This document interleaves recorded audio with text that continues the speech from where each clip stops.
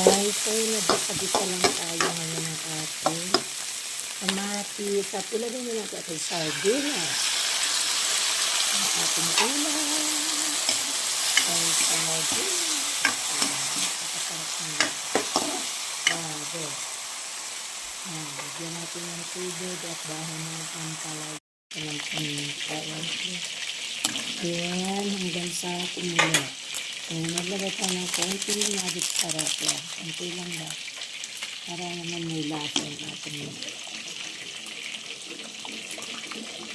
ayan. Ay, masarap na tayo ng ulam. Ito yung gamot sa atin.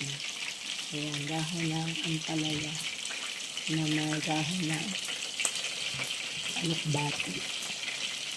Ayan guys, ulam na yun. Ulam na dito sa probinsya. Haluin lang at may ulam na po. Ang sarap guys. Manapin. Ang sarap.